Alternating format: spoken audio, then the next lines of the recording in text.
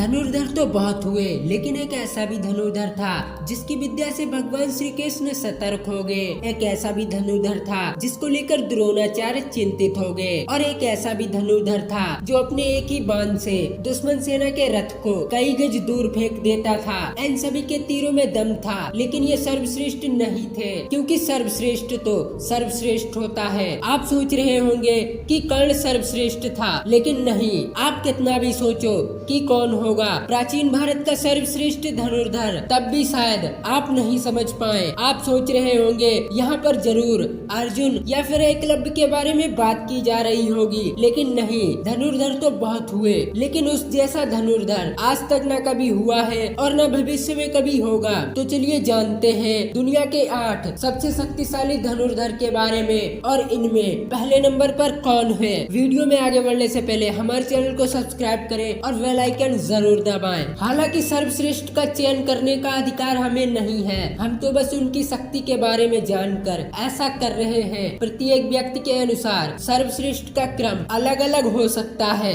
Number 8 Arjun. 5 पांडवों में से एक अर्जुन की धनुष विद्या जग प्रसिद्ध थी। गुरु द्रोण के श्रेष्ठ शिष्यों में से एक थे अर्जुन। द्रोण ने अर्जुन को धनुष सिखाते वक्त वचन दिया था कि तुमसे श्रेष्ठ इस संसार में कोई धनुर्धर नहीं होगा। अर्जुन के धनुष के टंकार से पूरा युद्ध क्षेत्र गूंज उठता था। रथ पर सवार कृष्ण और अर्जुन को देखने के लिए स्वर्ग से देवता भी नीचे उतर आए थे, लेकिन अर्जुन से भी श्रेष्ठ कोई था जिसे दुनिया अर्जुन से श्रेष्ठ मानती है। नंबर 7 एकलव्य। गुरु द्रोण की मूर्ति बनाकर मूर्ति के समक्ष एकलव्य ने धनुष विद्या सीखी थी। गुरु द्रोण को जब इस बात का पता चला कि एकलव्य अर्जुन से भी श्रेष्ठ धनुष बाण चलाना सीख गया, तो उन्होंने एकलव्य से पूछा कि तुमने ये धनुष विद्या कहाँ से सीखी। इस पर एकलव्य ने कहा, गुरुवर, मैंने आपको ही गुरु मानकर आपकी मूर्ति के समक्ष ये विद्या हासिल की है। इस बात पर द्रोण ने कहा कि अब तो तुम्हें हमें गुरु दक्षिणा देनी चाहिए। एकलव्य ये सुनकर प्रसन्न हो गया और कहने लगा, मांगिए गुरुदेव, क्या चाहिए। द्रोण ने कहा कि तुम जिस हाथ से प्रत्यंचा चढ़ाते हो, मुझे उस हाथ का अंगूठा चाहिए। अर्जुन को दिए वचन की रक्षा के लिए उन्होंने एकलव्य से उसका अंगूठा मांग लिया था। नंबर 6 महारथी कर्ण। वैसे तो महाभारत काल में सैकड़ों योद्धा हुए, लेकिन कहते हैं कि युद्ध में कर्ण जैसा कोई धनुर्धर नहीं था। कवच और कुंडल नहीं उतरते तो कर्ण को मारना असंभव था। कर्ण के अर्जुन और एकलव्य से श्रेष्ठ होने का प्रमाण ये है कि कर्ण के तीर की ताकत इतनी थी, जब वे तीर चलाते थे और उनका तीर अर्जुन के रथ पर लग जाता था तो अर्जुन का रथ कुछ इंच पीछे खिसक जाता था। कृष्ण अर्जुन से कहते हैं, जिस रथ पर मैं और हनुमान जी विराजमान हैं, उसे इस तरह पीछे ढकेले जाने से पता लगता है कि कर्ण की धनुर्विद्या में बहुत बल है। नंबर 5 बर्बरिक। बर्बरिक महाभारत काल के सर्वश्रेष्ठ धनुर्धरों में से एक थे। युद्ध के मैदान में बर्बरिक ने एक पीपल के वृक्ष के नीचे ये घोषणा कर डाली कि मैं उसी पक्ष की तरफ से युद्ध करूंगा जो पक्ष युद्ध के मैदान में हार रहा होगा। भीम के पुत्र बर्बरिक के समक्ष जब श्री कृष्ण और अर्जुन उनकी वीरता का चमत्कार देखने के लिए उपस्थित हुए, तब श्री कृष्ण ने बर्बरिक से कहा, ये जो तुम्हारे सामने वृक्ष है, इसे अपने एक तीर से इस वृक्ष के सारे पत्तों में छेद करके दिखाओ।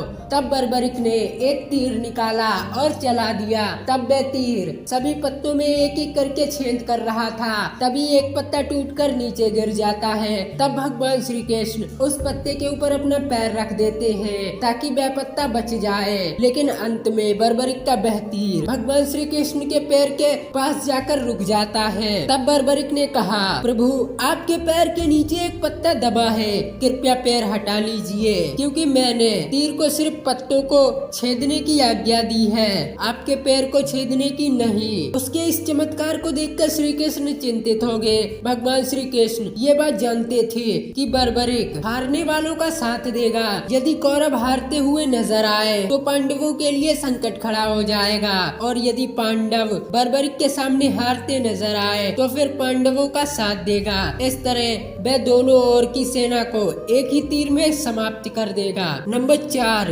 लक्ष्मण। राम के छोटे भाई लक्ष्मण को कौन नहीं जानता। लक्ष्मण ने अपने तीर से रेखा खींच दी थी। उस रेखा में इतनी ताकत थी कि कोई भी उस रेखा को पार नहीं कर सकता था। लक्ष्मण की धनुष विद्या के चर्चे दूर दूर तक थे। शास्त्रों के अनुसार लक्ष्मण को भी श्रेष्ठ धनुर्धर धनुधर माना गया है। लक्ष्मण ने राम रावण युद्ध के दौरान मेघनाद को हराया था, जिसने एक बार युद्ध में भगवान इंद्र को भी परास्त किया था। नंबर 3, भगवान श्री कृष्ण। भगवान श्री कृष्ण सर्वश्रेष्ठ धनुधरों में से एक हैं। ये बात तब पता चली जब उन्होंने लक्ष्मणा को प्राप्त करने के लिए स्वयंवर की धनुष प्रतियोगिता में भाग लिया था।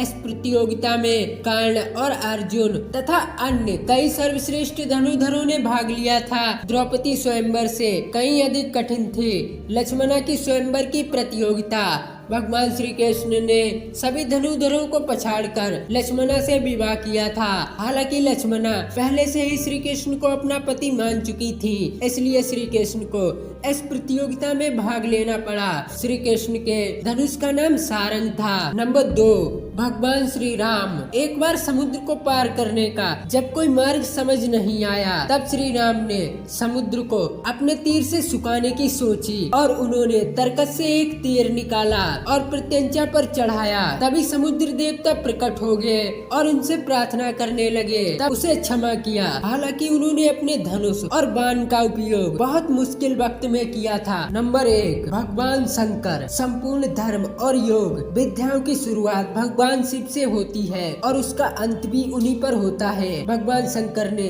इस धनुष से त्रिपुरासुर को मारा था। त्रिपुरासुर अर्थात 3 महाशक्तिशाली और ब्रह्मा से अमरता का वरदान प्राप्त करने वाले असुर थे। शिव ने जिस धनुष को बनाया था उसकी डंकार से ही बादल फट जाते थे और पर्वत हिलने लगते थे। ऐसा लगता था मानो भूकंप आ गया हो। ये धनुष बहुत ही शक्तिशाली था। इसी के एक तीर से त्रिपुरासुर की 3 नगरियों को ध्वस्त किया था भगवान शिव ने। इस धनुष का नाम पिनाक था। देवी और देवताओं के काल की समाप्ति के बाद इस धनुष को देवव्रत को सौंप दिया गया था। उल्लेखनीय है कि राजा दक्ष के यज्ञ में यज्ञ का भाग शिव को नहीं देने के कारण भगवान शंकर बहुत क्रोधित हो गए थे और उन्होंने सभी देवी देवताओं को अपने पिनाक धनुष से नष्ट करने की ठानी। एक टंकार से धरती का वातावरण भयानक हो गया। बड़ी मुश्किल से उनका क्रोध शांत किया गया था। तब उन्होंने ये धनुष देवताओं को दे दिया। देवताओं ने राजा जनक के पूर्वज देवराज इंद्र को दे दिया। राजा जनक के पूर्वजों में मिमी के ज्येष्ठ पुत्र देवराज थे। शिव धनुष उन्हीं की धरोहर राजा जनक के पास सुरक्षित था।